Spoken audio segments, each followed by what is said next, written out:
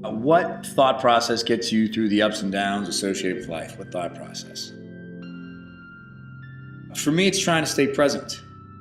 I had certain beliefs and desires, and I wanted to be a certain type of person, but a lot of my thoughts were kind of, I guess, rooted in the ego. And when I say the ego, I don't necessarily mean arrogance. I just mean the part of your brain that says I. It's the thinker, and that part of your brain is very self-serving, and it lives in a world of comparisons and time, and none of these things are helpful. And it just kind of would consistently take me out of a positive place. The man I wanted to be, or the man I thought I should be, or thinking how you should be doing things or what you should be doing, but then not executing those things leaves you in this kind of spiral of disappointment. But again, all that thinking is based on time. You're basing who you are and what you think you should be on who you'll be tomorrow and who you were yesterday. And so for me, the most effective tool I've adopted is just trying to stay present. When you're in the moment,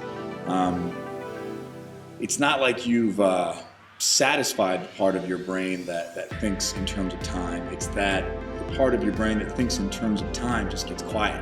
It kind of doesn't exist anymore.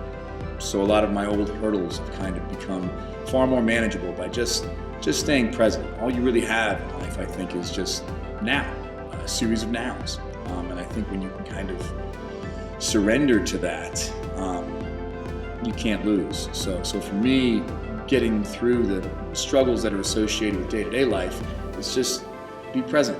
Don't think about tomorrow. Don't think about the next minute. Just where are you right now? Don't miss right now. Be here now. And a nice sense of calm just kind of washes over. I probably started thinking this way when I was maybe 15, 16 years old. They say you don't really wake up from dreams, you wake up from nightmares. And not to say my childhood was a nightmare at all, by any means, but I certainly started to see a pattern, where whatever my struggles or challenges were at that age, if they were ever kind of met or satisfied, I started to see how the next day my brain found new struggles and challenges to be at odds with, and you start to realize how amazingly resilient that part of your brain is, that can just create conflict and truly be at odds with what is. And I started to worry that no matter what happened or where I went in my life, will that always be that way? What's preventing me from being truly happy, truly peaceful, present?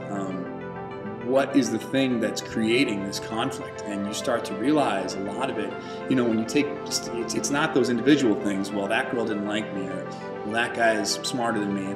That's not it. It's the part of your brain that is driving this machine, the I, that ego.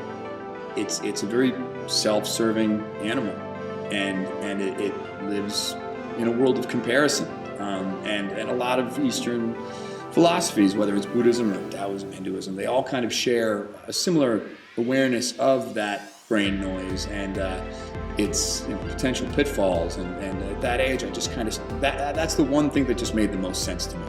That's the one thing that I saw as, it just made sense to the treadmill that I saw myself running on.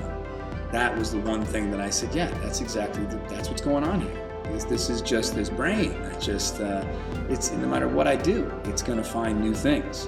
It scared me and that worried me, and that's what kind of made me want to pursue a little bit more exploration into that way of thinking.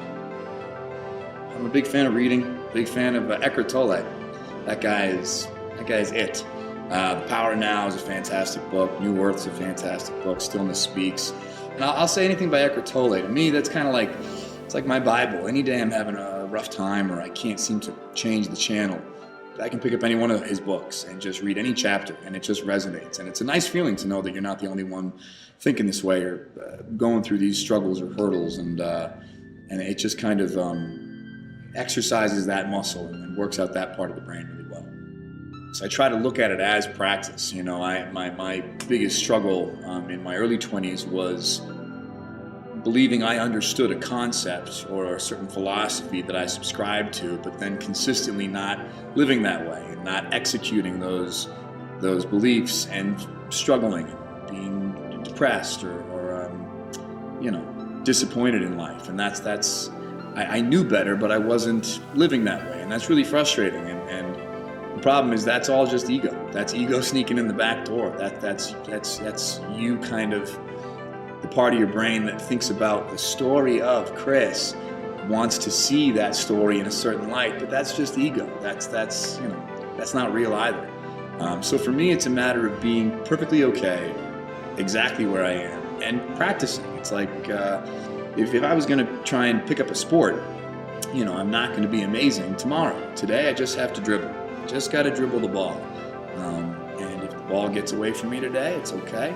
Get it back and just dribble again. Even if it takes all of my focus and energy just to dribble this ball, maybe tomorrow it won't. And it won't be as consuming. But it's okay to be where I am. I don't have to wake up tomorrow and be a pro. And I think that mentality has gone a long way for me in terms of just surrendering to the moment, surrendering to where I am, and surrendering even to my failures. Your failures are okay too. I used to really be very hard on myself if I thought I wasn't accomplishing something or reaching a certain level. But be with your failures. They're just as educational and just as opening to the process as the successes. And eventually, if you're, I hope, the notion of success and failure will to dilute as well. So yeah, just practice. Is there any one piece of wisdom you've managed to integrate fully into your own life that you can share? Sure. It's my favorite. I did a little with Lindsay, actually. I went to India. We did this retreat a few years back, and one of the guys, our guru on the trip, is a man named Nand. Brilliant man. And he would lecture every day, and there were just so many times where I had questions and I would just raise my hand, and he kind of just kept telling me to shh, and it was so frustrating because I felt I had good questions, and if you just give me an answer, I'll be quiet. And he kept telling me to be quiet, and it really bothered me, and it made me doubt.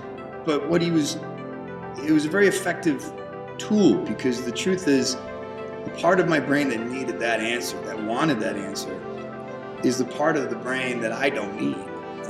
It's kind of this, I needed it to get me to India. There's a great quote I read, you need the boat to cross the river. Once you cross the river, you don't need the boat. So I needed my confusion and my ego and my struggle to wake me up to the fact that I don't need it. And I think the part of my brain that wanted all those answers in India was the part of my brain that he was telling me just to be quiet. Just be quiet. Just be present. And if you really be quiet,